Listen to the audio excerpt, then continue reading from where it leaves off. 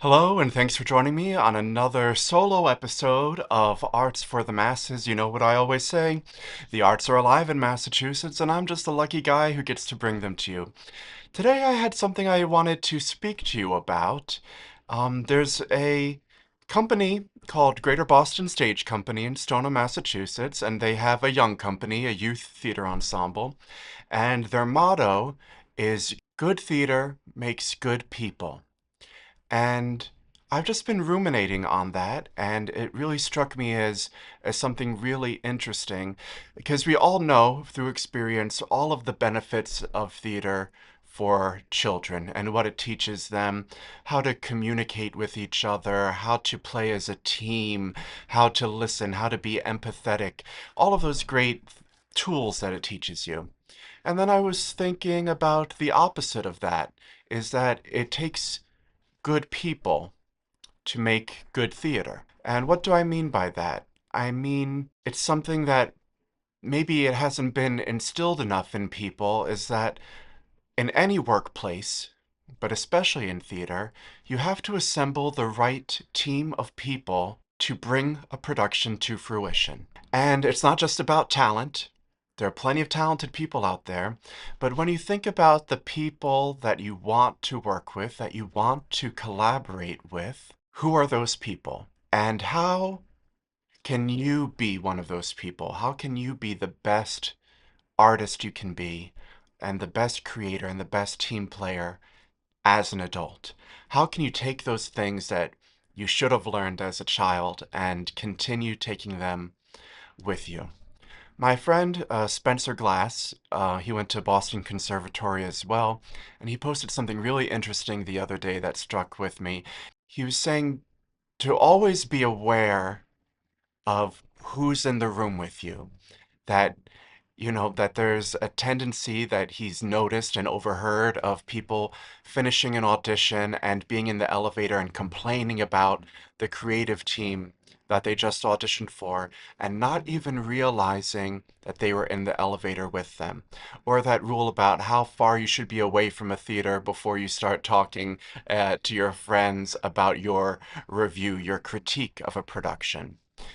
But I think to take that even further requires some sort of mindset shift of how do you train yourself or how do you recognize in yourself the impulses to say these negative things and move away from them? How do you recognize something for what it is and disassociate yourself from the impulse to even share and continue to bring any negativity into the world, period? And that's a whole mind shift thing, but everyone knows that person in the office or that you know in life who's the negative Nancy that brings so much negative energy into the room. And I know someone like this, and all I can think to myself is, aren't you exhausted? Aren't you tired of bringing that awful energy with you into the office every day? What do you get from it? How does it make you feel? I think to be good, to strive to be good people is a way to also strive to remove a lot of this negativity from our lives in general. Now, theater people love drama. We love it. There is no show that happens without some sort of drama backstage. And we've been conditioned to think that that is part of the process. And some people even relish in that part of the process and enjoy the drama of it. And then there's also the mantra of save the drama for the stage. So any production you're in, there's always going to be something to complain about. A costume that doesn't fit, so-and-so doesn't know their lines, something, the audio was a mess. There's always something to single out. But doesn't it serve everyone better to just focus on what you can control and let the other people that have an authority to change something that might be wrong be the ones to interject in a professional way to improve upon those problems you might be experiencing?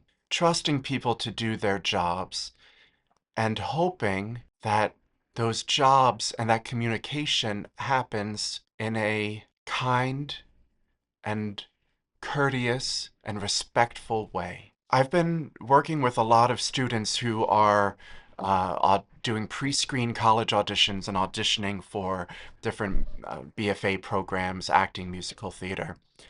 And one thing that sets some of these students apart, and something I try to instill in them, is in a program like that you're going into, a theater education program, you aren't auditioning for a role. You are just as much showing who you are as a human as you are a performer. And ultimately, it goes back to good theater makes good people. And wouldn't you always rather work with the better, kinder person than the most talented person in the world? Be proud of who you are. Work on yourself.